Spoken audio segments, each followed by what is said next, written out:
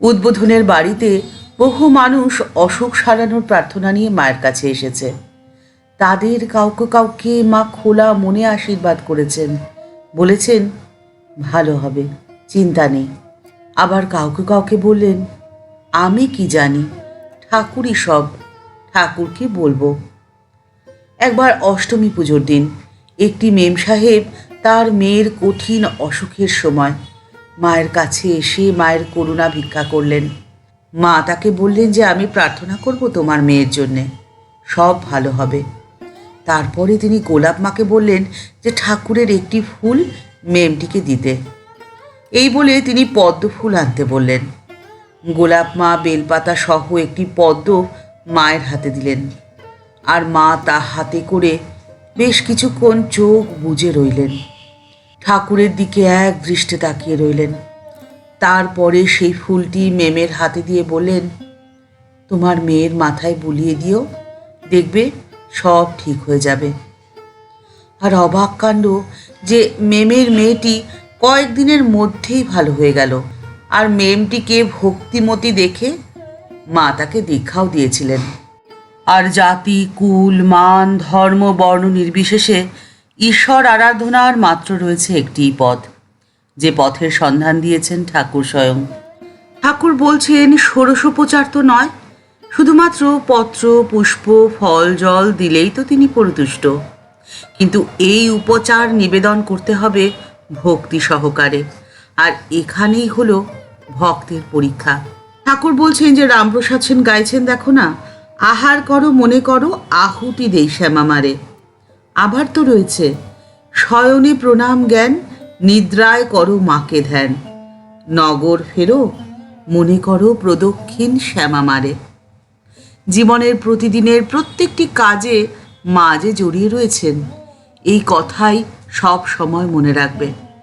তাহলে দেখবে সমস্ত বিপদ তিনি ঠিক দূর করে দেবেন। দক্ষিণেশ্বরের মন্দির প্রাঙ্গণ, সন্ধ্যা নেমেছে ধরণীতে, পাখিদের কলকাকলিতে মুখরিত আকাশ, ফিরে চলেছে তারা যে যার আলয়ে। পাশ দিয়ে বয়ে চলেছে পূর্ণ সলিলা ভাগীরথী। মন্দিরের সন্ধ্যা আরতির মধুর শব্দ ভাগীরথী বক্ষে যেন ভ্রমণ করতে করতে অতি দূরে কোথায় মিশে গেল। গঙ্গা দর্শনে ঠাকুরের অপার আনন্দ। ঘরের পশ্চিমের গোল বারান্দায় দাঁড়িয়ে ঠাকুর গঙ্গা দর্শন করতেন। অনেক সময় পঞ্চবটির কাছে একটি ইটের বেদিতেও বসতেন। ঠাকুর দেখতে ভালোবাসতেন গঙ্গা বক্ষের চলমান জীবন। অসংখ্য ছোট বড় নৌকোর সারি, স্টিমার, গয়না নৌকো, মালবাহী নৌকো, ঘাটে যাত্রীরা উঠছে নামছে। গভীর রাতে মাঝে মাঝে ঠাকুর পোস্তার ধারে বেড়াতেন। বলতেন তখন অনাহত শব্দ শুনতে পাওয়া যায়, যোগীরা শুনতে পান। কথামৃতে গঙ্গার ঘাট, গঙ্গা স্নান আর গঙ্গা বক্ষের ছবি অনেক রয়েছে।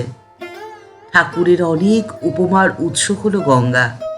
বর্ষাকালের খরস্রোতা গঙ্গাকে দেখতে ঠাকুর বড্ড পছন্দ করতেন।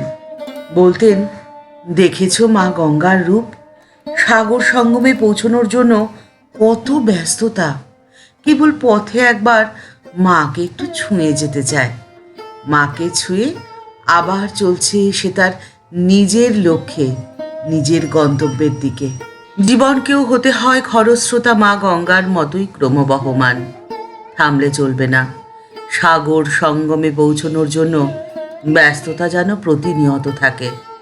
তবেই তো জীবনের সার্থকতা, তবেই তো জীবনের আনন্দ। আপনি যখন সফল হবেন, সকলেই আপনার সেই সফলতা দেখবে, আপনার সৌভাগ্য নিয়ে ঈর্ষা করবে, হিংসা করবে। কিন্তু এই সফলতা পাওয়ার জন্যে আপনাকে যে কতটা পথ পাড়ি দিতে হয়েছে, সে হিসেব তো কারো মাথায় থাকবে না। আপনাকে এই সফলতা বা এই সৌভাগ্য অর্জনের জন্যে কত কঠিন রাস্তা, কত পরিশ্রম যে করতে হয়েছে, কত অন্ধকার রাত পার করতে হয়েছে, সে হিসেব রাখার তাদের না আছে কোনো উৎসাহ, না আছে কোনো প্রয়োজন।